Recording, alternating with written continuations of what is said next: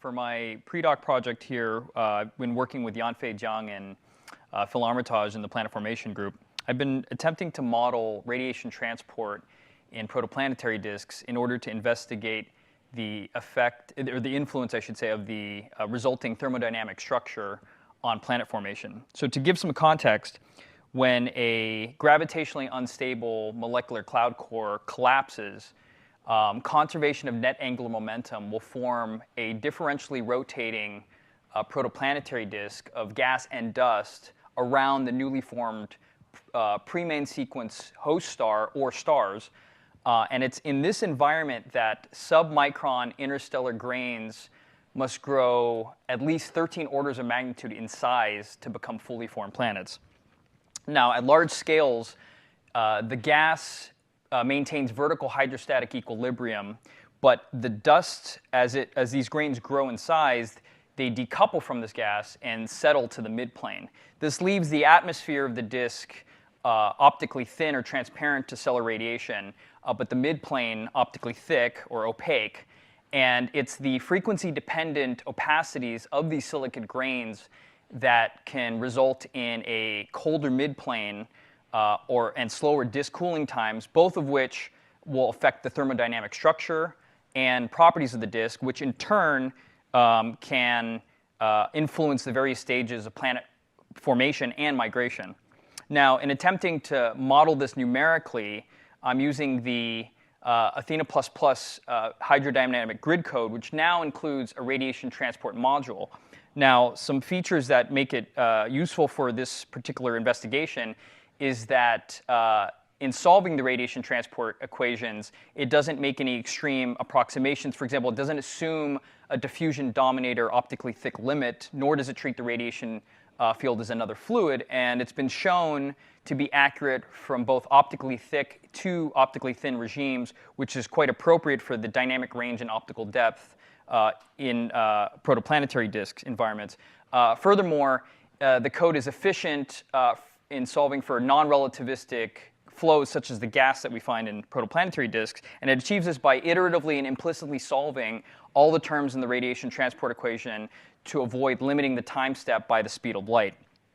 In addition, the code has been recently extended to allow an arbitrary number of frequency groups for both absorption and scattering opacities, which is useful for the opacity tables for silicate grains that we now have some constraints on from recent observations.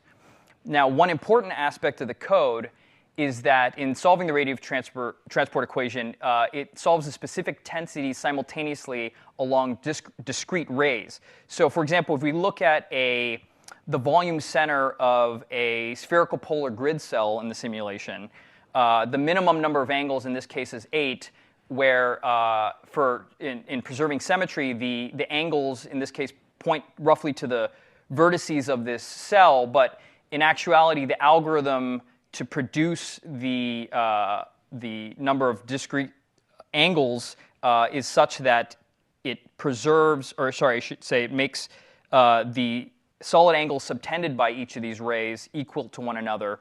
And so as a result, we now must also consider the angular resolution of the simulation in addition to spatial resolution in order to balance accuracy against computational performance. Now, in some of my efforts to model these disks, we start with for example, a disk midplane profile, which typically is a simple power law, for example, in the top panel in density or in the bottom panel in temperature, although I have modified the density profile with the sigmoid near the inner boundary to avoid any sharp jumps or discontinuities in the extinction coefficient, which could yield sometimes numerical artifacts as the implicit solver tries to solve the field at that boundary. But the actual model is a 2D axisymmetric polar wedge, as shown by this middle plot here in this green color map representing the dust density. And the horizontal axis you can see is the polar angle in degrees, the horizontal axis being the radial distance from the star in astronomical units. And the vertical density profile of the dust is a Gaussian centered on the midplane. And we overplot a contour showing where the optical depth reaches unity assuming, in this case, the gray absorption and scattering capacities, which means that the values of these remain constant over all relevant wavelengths. Now, with this model, we can actually solve the radiation transport equation analytically in terms of optical depth if we assume purely radial stellar rays from a sun-like star to find what we expect the radial flux to be. And so you could see in this color map of yellow and blue of the radial flux that in the atmosphere, which is optically thin, the flux follows a inverse square law dependence. But in the optically thick midplane, once the radiation encounters an optical depth of 1, it drops substantially as far as 10 order magnitude or more deeper into the disk and further back toward the end. Now, in attempting to implement this into the Athena++ code, given the angular discretization, we have to be very careful in trying to model these incoming radial stellar rays at that inner boundary. And so the way we achieve this is within the ghost cells of the simulation that just lie within the inner boundary of the domain. If you have we look at this azimuthal slice of that cell, polar in the vertical and in the radial direction horizontally. You have a discrete set of angles with which the intensities can be solved along, and we only allow non-zero intensities that correspond to the expected stellar flux at that inner boundary along the rays that are closest to this radial direction, while leaving all the rest zero. And so, as a result, this has an effect on the results given this angular discretization. And so you can see here a comparison as we increase the number of polar angles in the simulation, how it affects the flux that we find. So at the lowest, or at a relatively low polar angle resolution of 16, you could see that these oblique rays that are, for example, coming upward from below the disk or downward from above will cast a shadow as it crosses the disk, leaving these penumbra above and below the disk. And these rays also, as it penetrates the midplane, can heat up that midplane, whereas if you increase the angular resolution so that the rays become less oblique and more parallel to the radial direction, it reduces that penumbra and, in fact, makes the expected flux much lower in those midplane regions, especially toward the end. Now, of course, we're most interested in the thermodynamic structure, and so what we can do is we let the system evolve with passive heating in a hydrostatic way, meaning we disable any azimuthal gas velocities, and we do not allow any radiation source terms to go onto the gas. So, for example, momentum transfer from like radiation pressure. And so, as a function of time, if we look at, for example, the total mean radiation energy density in the system, it increases steadily as the radiation passes through the entire domain until it reaches the light crossing time, at which point that the increase in the radiation energy density increases much more slowly until reaching some saturated state where in the bottom panel showing the total temperature of the system, the system reaches some thermal equilibrium, at which point we can produce snapshots here showing, for example, a lower and higher angular resolution. And again, we find as a result of this effect from the discretization that you'll end up with these colder regions above and below the midplane that we don't find in a higher angular resolution, but it also means that the midplane of the disk can get much lower as we expect, given the more rays that are more parallel to the radial direction. And before we proceed to a fully hydrodynamic simulation, we can actually do a hydrostatic comparison with a radiative Monte Carlo radiative transfer code such as RAD-MC3D. And so we can see here in this top panel the midplane temperature profile as a function of distance. While we have good agreement before reaching higher optical depths, once we pass that, our Athena++ results can diverge from this ray tracing solution as much as 30% or a factor of 2 at the far back end in the midplane, again, depending on the angular resolution that we use. And in this bottom plot, it's a similar temperature profile, but this time in terms of the optical depth. And as we see that we have agreement up until about optical depth of unity, at which point the temperatures, as we expect, to drop off significantly. But again, some disagreement there because of the angular resolution. So as far as future work goes, I am currently extending this module to allow an odd number of polar angles, which would include a coplanar set in that radial direction, which should hopefully give better results against, for example, the radiative Monte Carlo solutions. And then once satisfied there, we will introduce frequency-dependent absorption and scattering tables of the dust, as constrained by recent observations of protoplanetary disks.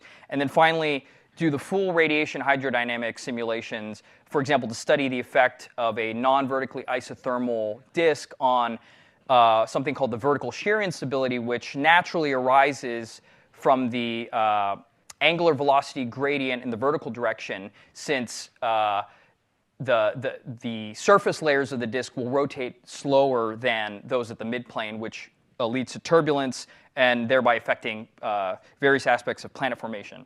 And so with that, I will end it there and take any questions. Thank you very much for your time.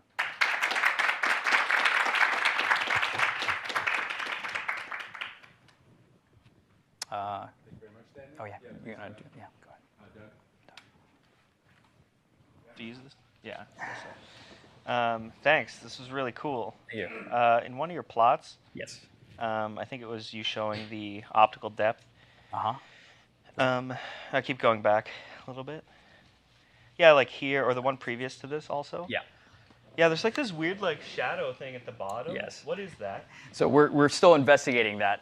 So we noticed that, yes, in the instances where, for example, it's more egregious in the lower angular resolution, we find like almost like a second penumbra, but it's only at the lower boundary and not at the top. Our first attempts at addressing this was to look at different boundary conditions. For example, whether we use periodic or reflecting to see if that addresses this issue in the polar direction, but it doesn't seem to be a result of that. So now our next suspicion is it might be actually to do with the radial boundary conditions.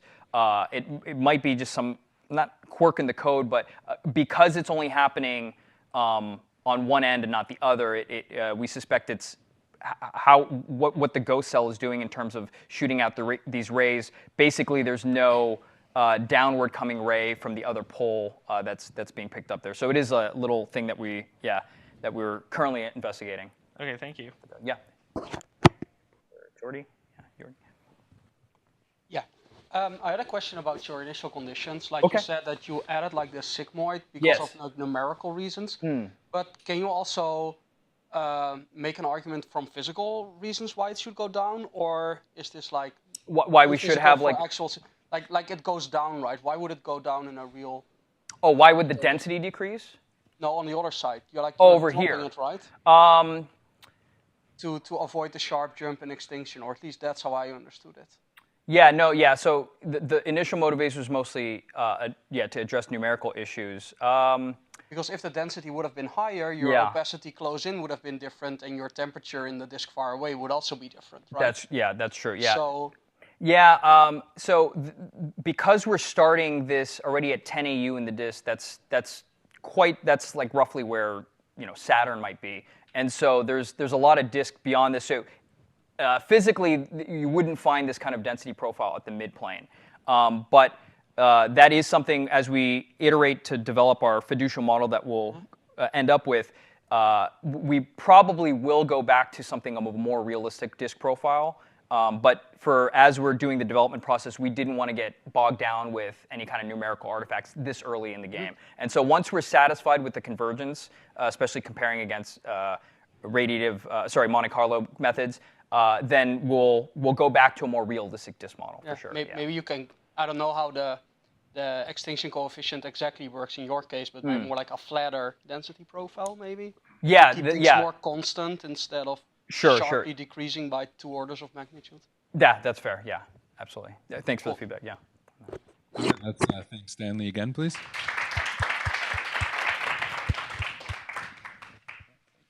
Next up, we have Tanay Bandarkar. Congratulations. Thank you.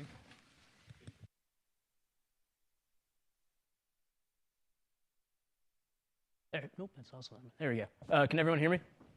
Good.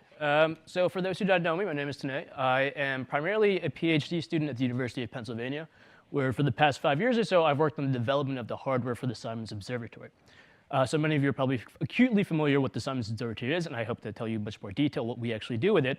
But here we have a picture of the Simons Observatory site as of, I think, last summer, August or so, and you can see one of the telescopes, a large aperture telescope, which is the one I focused on mostly for instrument work, and then 3 small aperture telescopes over there. And I'll get into the details between the difference between the 2 telescopes and their respective science goals in a second. But obviously here at the CCA, I can't do much hardware work. There's not the room for that. So I have shifted from working on the hardware for the Simons Observatory to the software side of things. So how do we get meaningful detector data and translate it to useful cosmological science? And I figured the best way to start to talk is to sort of discuss why we are studying what the scientific motivation behind the Simons Observatory is. And this is a talk in cosmology, so I'm almost legally obligated to show a diagram like this. But it's a very useful diagram in explaining how we think about the universe through our cosmological observations. So the right way to read this diagram is time is your x-axis. As an observer, you'd be over here. And most modern cosmology theories consider the universe starting with something like a Big Bang and going through a period of rapid early universe inflation. And in that period of rapid inflation, the universe is very dense, it's very hot, it's very messy. But any interactive produced light will produce light that just rebounds off particles nearby. And this is sort of the case for the first 380,000 years of our universe's history. But as the universe cools and expands, it gets to this point where light can finally freely travel without hitting something else. And that last scattering surface is what we now know as the CMB, the cosmic microwave background. And it's been the subject of decades of observations. Going back to the 60s, we had the initial discovery out in New Jersey at Bell Labs. And then we've had several generations of space-based missions, COBE, WMAP, Planck, making improved precision measurements of the CMB.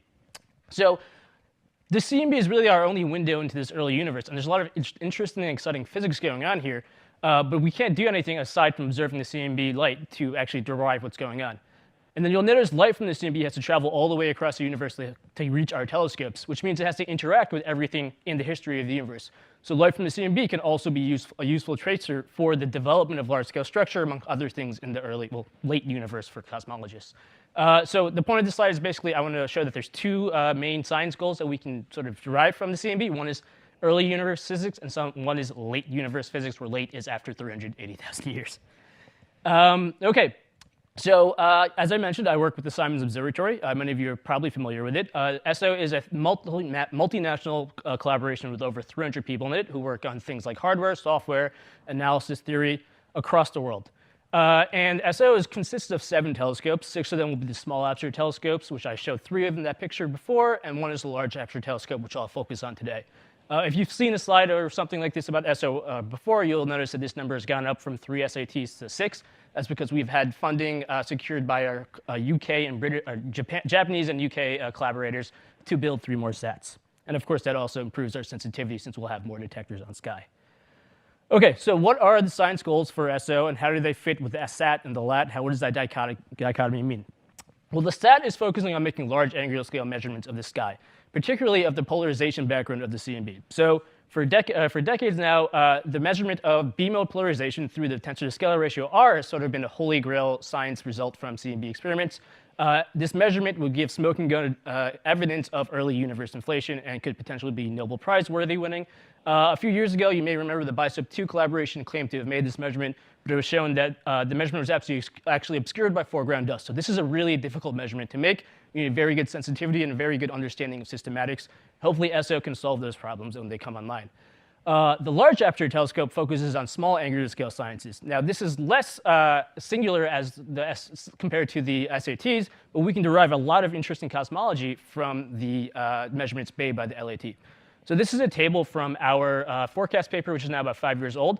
It highlights all the important parameters we're expecting to draw from our observations. So here you can see R, that's our scalar to tensor ratio. But then you can see a slew of other measurements that the LAT will especially be focused on making. So measurements of the power spectra, measurements of the neutrino mass and number of relativistic species in the early universe, and then maybe most importantly to the people in this room, measurements of lambda CD pertaining to lambda CDM, including sigma 8 and H dot, which we know now is in significant tension. So I also just want to highlight what SO is actually bringing to the table. So this was the current 5 years ago. This might be updated now. What the uncertainties are on the parameters that were being measured at the time. And you can see just to the baseline level, there's an order of magnitude an increase in the uncertainty of those measurements, which is obviously a very significant change and potentially important to the development of modern cosmology, including theories like lambda CDM. And then, of course, the goal is to fully, if we are fully functioning and working great, an even higher increase in understanding. OK, so if you've always wondered what I look like, oxygen deprived and 6 weeks in Chile, today's your lucky day. That is what the point of this slide is. This is me February last year when we were closing up the receiver that sits in the Large Aperture Telescope. This is the camera that will be collecting all the information. This was about a year ago. And then when I went back to Chile in August of 2023, and this is what the status of the telescope was at this site. So this camera here gets set up in this receiver cabin up here. You'll look at this telescope, and you'll notice that there's something missing. And those components are the mirrors. Those components tend to be very important to us if we want to make measurements of the CMB. You can't really do that without mirrors. So right now, we're in a holding pattern, waiting for the mirrors to be developed. So what do we do in the meantime? How can we get ready to get these measurements that will be coming in from the LAT so that we can produce science-ready data for the community? So we're going to get tons and tons of raw detector data. There's going to be an order, and I'll show this in a minute, an order of magnitude increase in the number of detectors on Sky from SO based on ACT and BICEP2 and South Pole telescope numbers. How do we get that raw detector data into useful cosmological measurements? And that's what I've been focusing on here at the CCA. So this is going to be an unprecedented amount of detectors. We're expecting to field over 100,000 detectors in this CMB experiment. Current experiments like ACT, for example, have orders of close to 10,000. So we're seeing an order of magnitude increase. And while many of the techniques that we use in ACT for cleaning data will be relevant here, we can't do what ACT did. So ACT obviously spent a lot of time looking at things at hand. We have to automate it. There's just 120,000 time streams that's impossible for humans to look through unless we hire a bunch of undergrads. So the point of the SO data pipeline is to automate all of that and make sure it's done effectively and efficiently. So this plot here, these are raw detector time streams from the LATR, from the receiver I was standing in front of. And this is really messy. This isn't even looking at the sky. This is actually pretty dormant. This has to become this CMB map here or something like it. You can see point sources. You can see structure in the CMB. You can see clusters, which are circled here. How do you go from this to that? And that's sort of been the focus on what I've been doing here. So we have decided to employ this very complicated but comprehensive data pipeline that should deliver data products from those raw TODs. So we're expecting thousands upon thousands of TODs. How do you get that data from Chile to North America? Well, right now, it gets recorded on hard drives in Chile. Somebody puts it in their backpack and flies up to North America, where then is rsynced here. That's very ineffective, or inefficient, I should say. Eventually, there's going to be a fiber link so that data that is immediately streamed will be rsynced up to North America. OK, now you have data in North America. What do you do with it? Well, I showed you earlier that it's very messy data. We have to start cleaning it.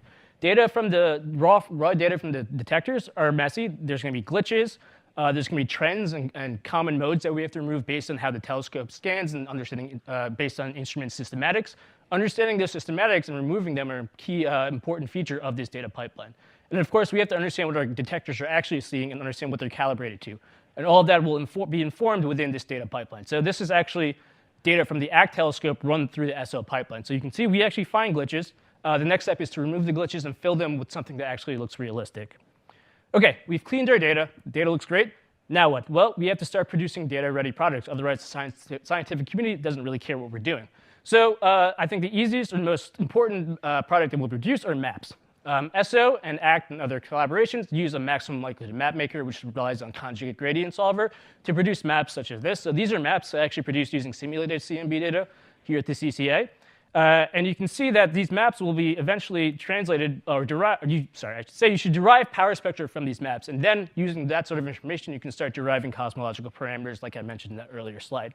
And I also want to point out that, as I showed in one of the earlier slides, there's going to be other things than the CMB in our map. So we'll have point sources, hopefully transient sources, and clusters.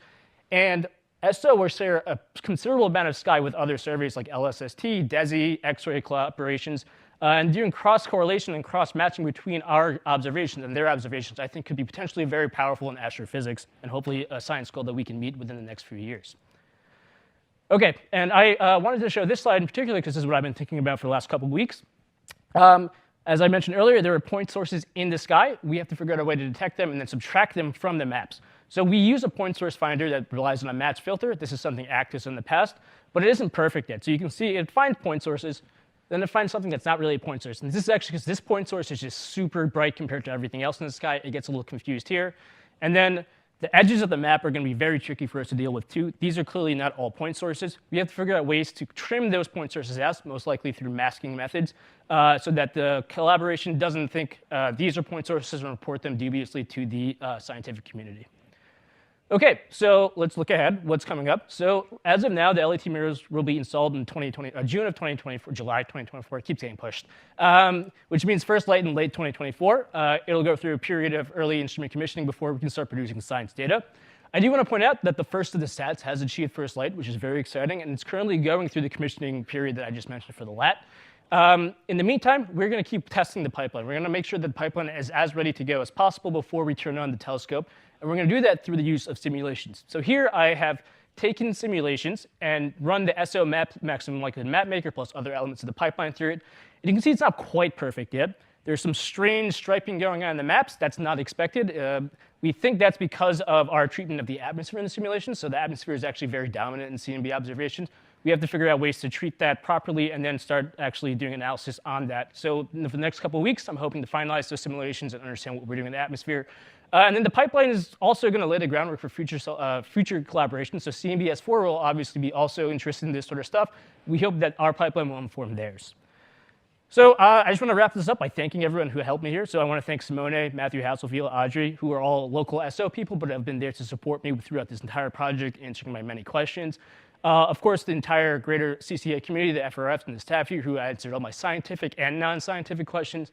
And then finally, least but most important, the pre-doc, last but most important, the pre-doc cohort who kept me sane, although now debatably not so, through this entire process with the endless outings and the numerous puzzles we've been solving in the pre-doc office. And with that, I am happy to answer any questions.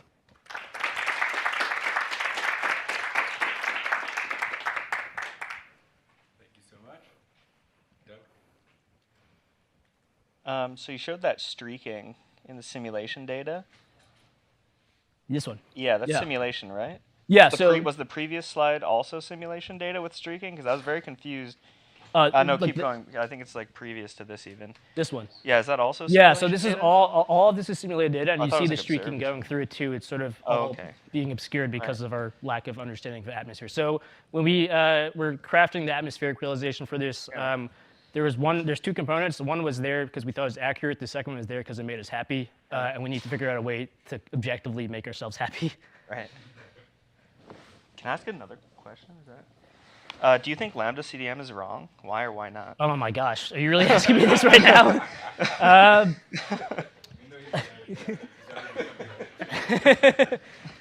I think there's room for improvement, right? There's lots of tensions in it. I'm not going to say who I think is wrong and who I think is right now. Okay. But I think making better, more precise measurements of those sigma 8 H naught are really the only way to determine whether lambda CDM is actually a really realistic model of cosmology.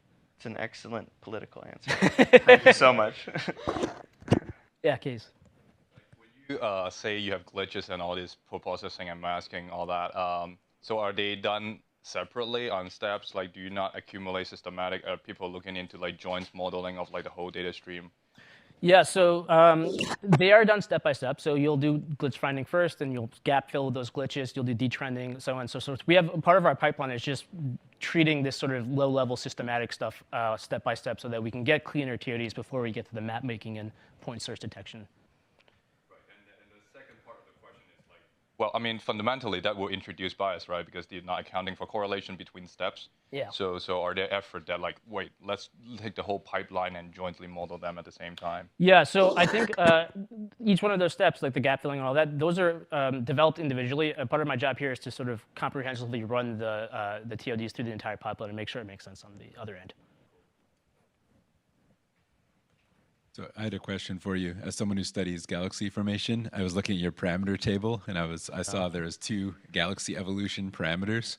So I was curious if you could say a little bit about what those mean. I'm actually the least familiar with these 2 parameters, which is why I did not mention them in my talk. Totally but fair. I'd be happy to look into this and talk to you about it later. Yeah, I would like to know what are the 2 key parameters that tell me all about galaxy evolution. So I'm we should excited. do some research, and I'll talk to you later Cool, about thanks. it. All right. Let's thank Tanay again, please. Thank you.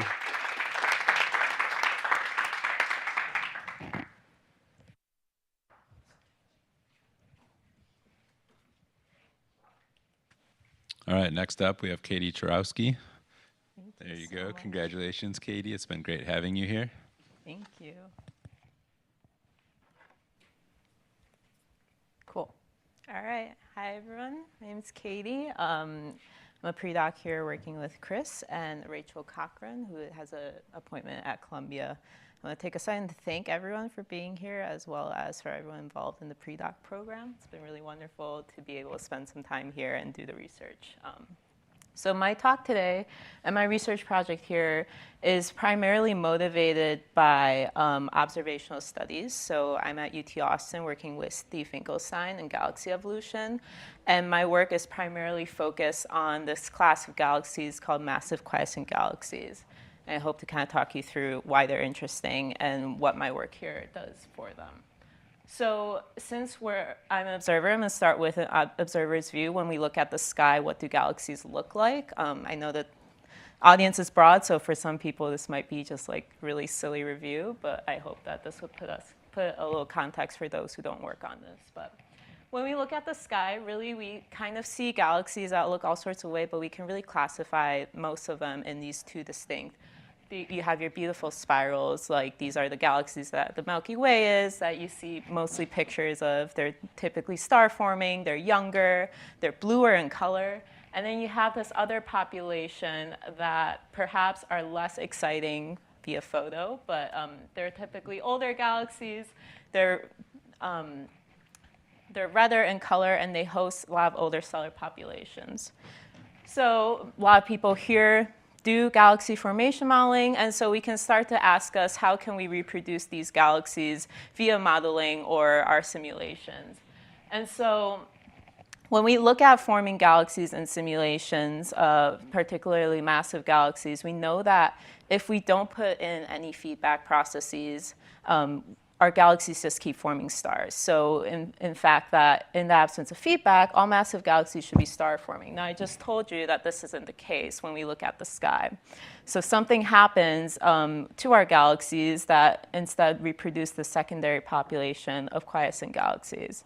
And many simulators have already known this, but there are a few primary feedback processes that operate on different mass scales and time scales. And these can be mergers, they can be stellar feedback, they can be AGN feedback, which heats up surrounding gas to stop star formation or expels gas. So my population of galaxies I'm most interested in, these massive quiescent galaxies, the one that's all the way in the bottom right there, are really very interesting places to study these, because these are galaxies that have undergone extreme amounts of star formation, but also shut down their star formation. So they have undergone these feedback processes that we talked about. So they provide this great place to study, what those might look like, and we can sample them in the sky or look for them in the sky, and then go back to our simulations to see if we can match what we see in the sky. So here, that's all fine and dandy. So we know that right now, if we just look at the sky, all the local galaxies, all the local massive galaxies are actually quiescent. This number changes as we go back in time. Around redshift two or so, half of massive galaxies are quiescent, and the other half is star forming.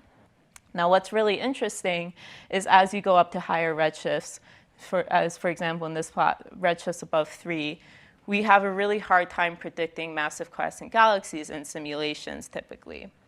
And this is also where we're starting to really push our observational ability to find these galaxies.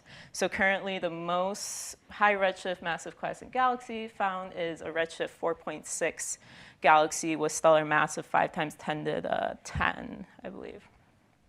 And so this galaxy, in the 1 and so billion years that the universe has been alive, has formed extreme amounts of stellar mass, but also shut down that stellar mass.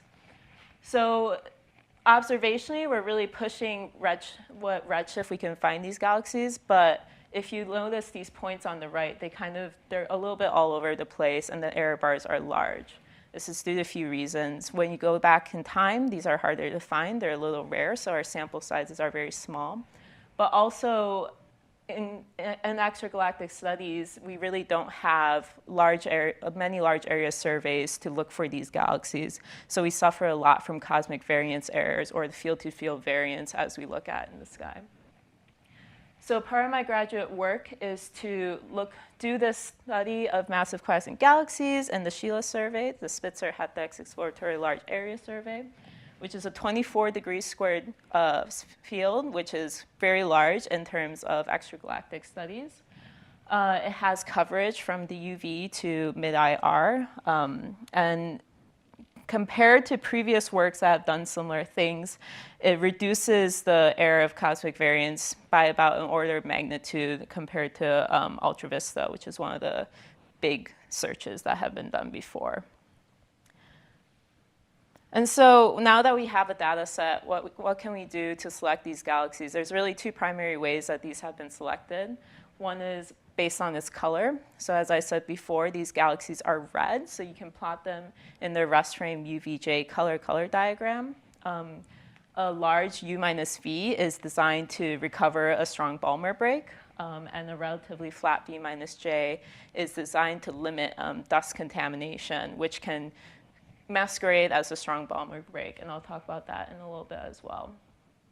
And so this is a great way of looking for these galaxies because you really need just three things about this galaxy, these three colors.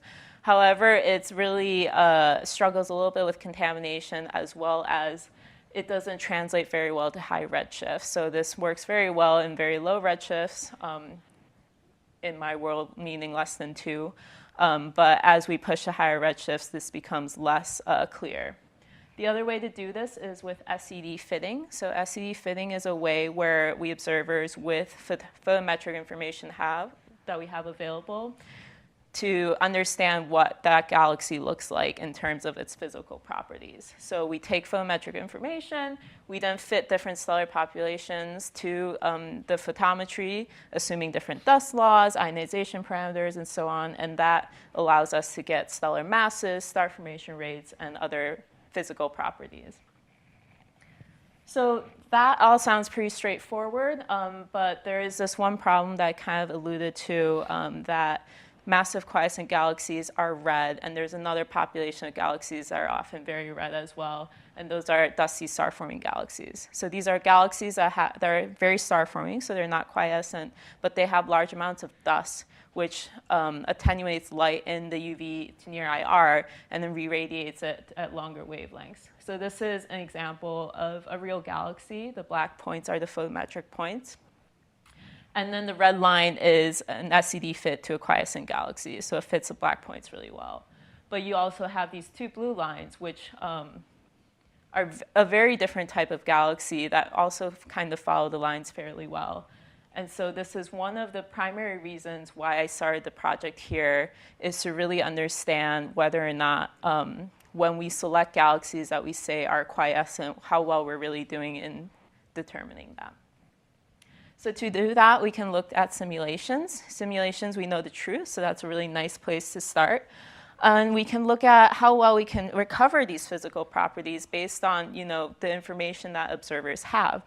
So we're using TNG 300 mainly because this is a very large volume simulation, which is required if we want to pick out these rare sources.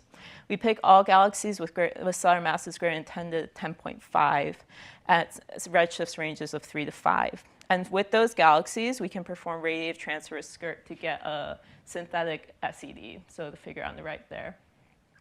From the synthetic SED, we can then generate some mock photometry. So this can be done, it's done here for Sheila, but this can be done for any survey of your choice. And from the mock photometry, we then go back and refit based on our SED fitting codes. And from that, we then have physical properties. From our estimated physical properties, since we're working with simulations, we know the truth. We can then use that to recover, to see how well we're recovering the physical properties. So this is when an observer looks at a galaxy and they say they're measuring X stellar mass, X star formation rate, how well is that compared to the real truth? And so on the left here, I have the stellar mass. On the x-axis is all the true from from TNG 300, and y is recovered. And so the stellar masses do fairly well. The shaded region is just a half a dex. That's fairly well, I guess, in terms of observer space for me. There is kind of an interesting population of galaxies that have an overestimated stellar mass, and those are all galaxies with low specific star formation rate, or quiescent galaxies, which is kind of interesting. The plot on the right is the star formation rate recovery. And again, most of them are recovered fairly well, but the population that we're most interested in looking at are the sources in the bottom right region of the plot. Basically, these are all galaxies that our SED fittings say are quiescent, but aren't in fact quiescent. So we looked into that a little bit and basically looked at what might be causing this. And we find that we can plot this against the dust attenuation and find that the star formation rate recovery is strongly correlated with dust attenuation. And this is perhaps unsurprising, but it's kind of the first time that we've been able to use simulations to do this. So we find that these all have high levels of dust attenuation. And this kind of confirms that we can't really just use, at least for this, the wealth of data that we have in the UV and IR, and perhaps we need something more, such as the WST, MIRI, or ALMA, which probes longer wavelength regions of the SED. Next, we did a color diagram, which I've mentioned before, and from this, we're going to look at how well we're selecting the galaxies and how pure they are. Again, we find that the completeness is fairly high, meaning that we're selecting mostly all of our quiescent galaxies, but the purity drops significantly, again, with these dusty sources contaminating the color space. So in the future work, this is really a lot to do with motivating follow-up observations as an observer for these sources. We always want to have reasons to propose for telescope time and to really limit dusty star-forming galaxies. And I'll leave my summary up and take any questions.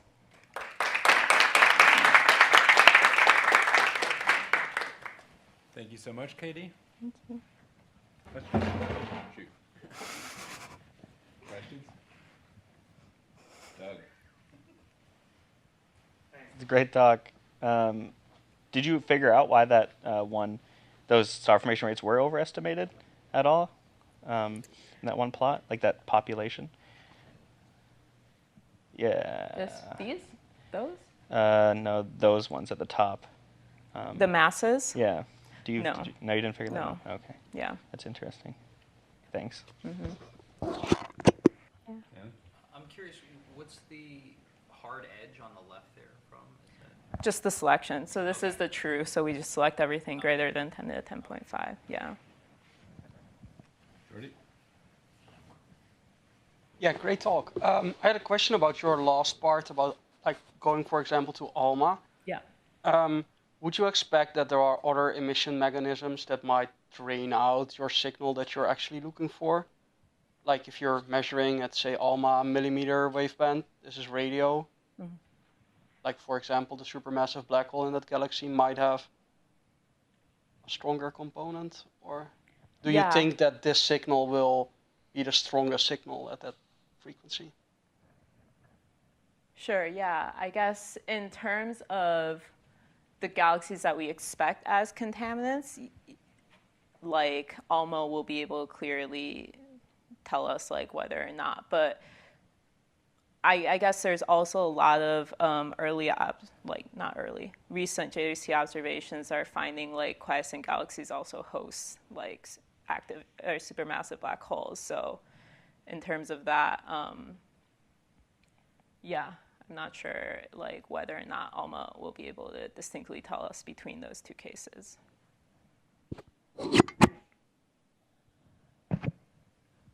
Okay, let's go ahead and thank Katie again.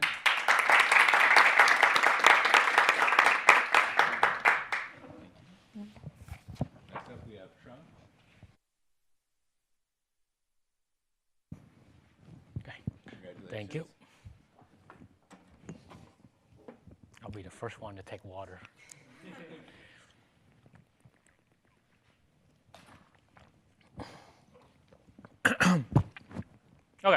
Hello, everyone. My name is Trung Ha. Before I get started, I would like to say thank you to my supervisor, Jonas and Jordi. And also, I'd also like to thank Lorenzo, Shirley, and Case, who have spent a decent amount of time helping me with this project. So the title of my talk is Awesome Segmentation of Current Sheets in Magnetized Plasma Turbulence. And I will explain to you what awesome means in just a second. OK, so I want to start with some motivation about why we carry out this project. So we would like to segment and identify and segment current sheets in plasma simulations. And the reason behind that is that, first of all, current sheets are these thin sheet of regions that has very high current density. And they are usually found at the boundaries between the changing of polarity of magnetic field. And this can be found, say, at the dissipation scale of MHD turbulence. And so we find these current sheets in a variety of location in nature. So anywhere from the heliosphere of the solar system all the way down to the accretion flows onto black holes. OK, so because of how wide we can see these current sheets in the nature, we would like to have a fast and robust method to segment these current sheets. And by being able to segment the current sheets in MHD simulation, we are able to efficiently track the location and the rate of energy dissipation, as well as plasma heating in MHD turbulence. We also, by segmenting out these current sheets, we can do statistical study of the morphologies of these sheets and then study their evolutionary history, so how they're formed. Lastly, by isolating these regions of interest, we can quickly analyze the property of the plasma within them. So, for example, if we have a fluid kinetic simulation, we have both the field as well as the particle information. And for example, then we can track how much plasma is inflowing into the sheets, as well as whether there is particle acceleration outside of the sheet. OK, so I would like to also highlight some previous efforts that has been done to identify and segment current sheets.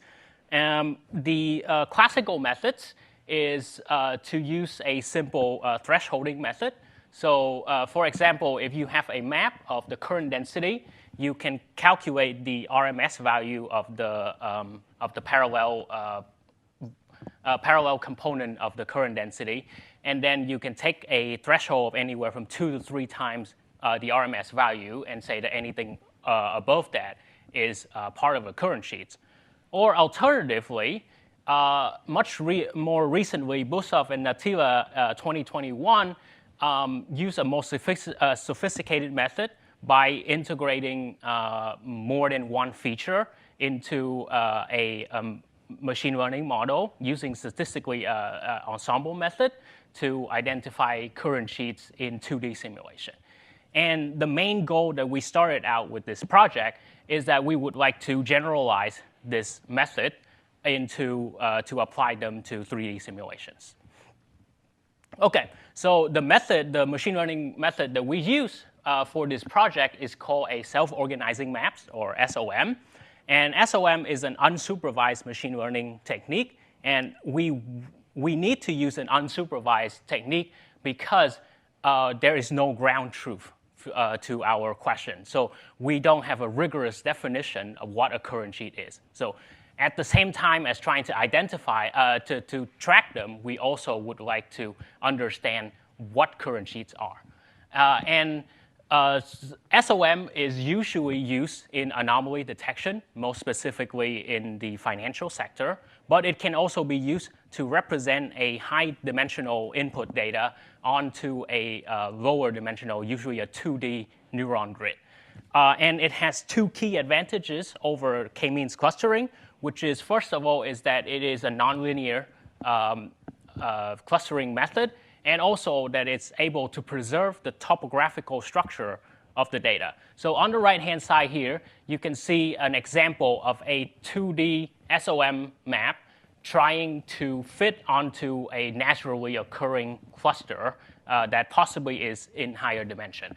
And the way it does that is that it finds the closest neuron to a data point, and it moves the neuron closer to that point. So when the neuron is moved closer, it also consequently drags other neurons in the neighborhood to that, stretching out the map and conforming the map onto the structure of the input data. Okay, so we apply this SOM method on a variety of plasma simulations. We have three input, we have three training data. We have a Harris current sheet simulation, which is the ideal case of just two magnetic field moving in opposite direction and one sheet forming at the interface. We also have a decaying turbulence box and as well as a driven turbulence box simulation. And we have 6 total features that we feed into this SOM. So it's the parallel and perpendicular components of the current density, magnetic field, and electric field. And by parallel and perpendicular, I mean parallel and perpendicular to the direction of the magnetic field. And then after we have finished training, we can map each cell in the simulation back to the nearest neuron, which then we can assign a cluster to that cell. Okay, so, now awesome. Why do we call it awesome? Well, this is an improved Python library for SOM, and this is, I rewrote the PopSum library, which was previously written by Yuan in 2018. Although PopSum has most of the functionality that we would need for this project, it was originally written for a much smaller input data. So this can run for maybe 1,000 data points, but for our simulation, we have up to hundreds of millions of data points due to the 3D nature of the set. So this was written for one core, one CPU core, and very unoptimized. So I have optimized for speed by converting some of the list operation into matrix operations. I've also changed wherever possible from Panda data frames to just NumPy arrays. And also, I accelerated the training with Numba, which is a Python package that automatically allow for parallelization of for loops, and as well as a just-in-time compiler to speed up computation. And all of that combined give a significant speed up of Awesome compared to PopSum of in the order of 100 times. Okay, so what are the results that we have from this experiment? So in this plot here, you are seeing a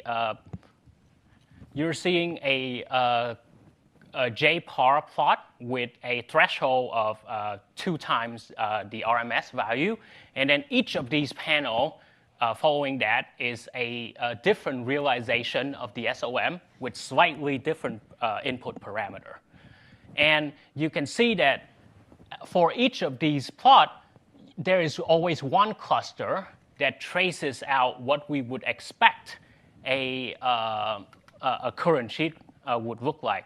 And it traces out really well. However, the slight problem with that is that they don't always match up with each other.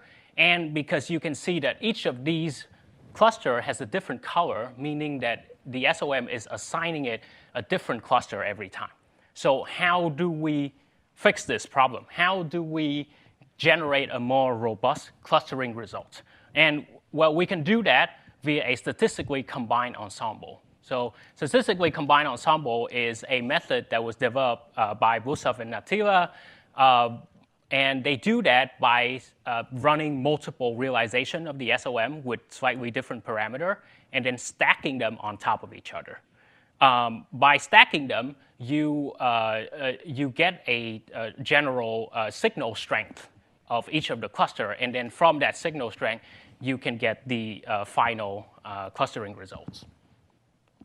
So this is the result of doing this SEE.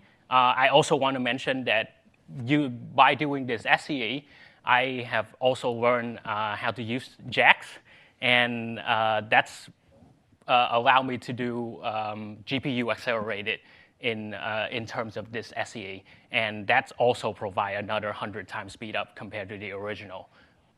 So for the SEE, if you look at cluster 1 here, it matches up surprisingly well with JPAR. And on the right-hand side is the volume rendering of that. So the yellow part is the SEE result, while the blue and red part is the parallel component of the current density. And lastly, I would like to show another result, which is the same technique, but apply on the decaying turbulence box simulation. And in this case, the result is less clear. However, if you look at cluster 4, you still see some, or most of the sheet-like structure that a thresholding JPAR would give. And that is also a volume rendering, but it's much less clear because there's a lot more structure going on in this case. Okay, so lastly, let me talk about what we want to do in our next steps. So we want to continue investigating the physical meaning of these SOM results. So as you might recall, there's more than just one cluster in the SEE. So we would like to investigate whether any of those clusters has more physical meaning than just the one we identify as the current sheets. Then we would like to write up the science paper when submitted to a journal. And lastly, because awesome is so awesome, we would like to polish up that package and publish it in the journal for open software. And I'll leave my summary slide up, and thank you all for listening.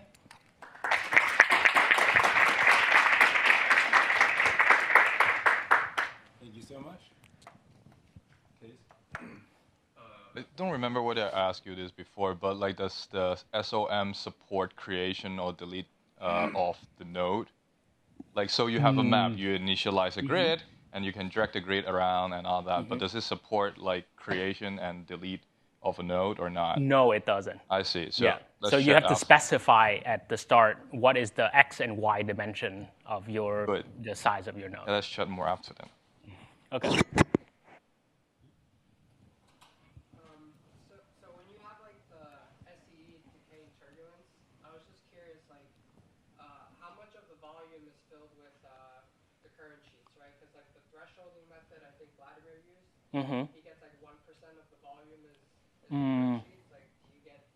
I think this is if I recall correctly, the volume filling fraction is about 3% for the So I found that it fill up a higher volume than 3 RMS value.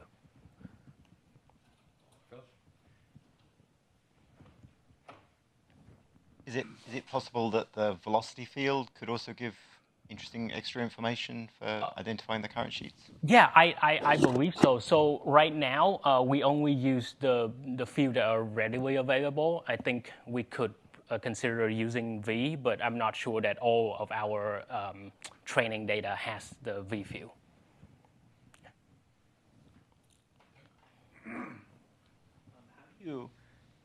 Do you have any way to measure like how wrong you might be? Because there's like you train it on like a couple of cases or something, but then you go here and you have like tons of current sheets. Yeah, and you're not going to check them each one by one. So how do you have some kind of measure? Right. Of how wrong it So might be? I can do. So in this case, I have tried to do basically I can calculate a intersection between the two and also a union, and then so.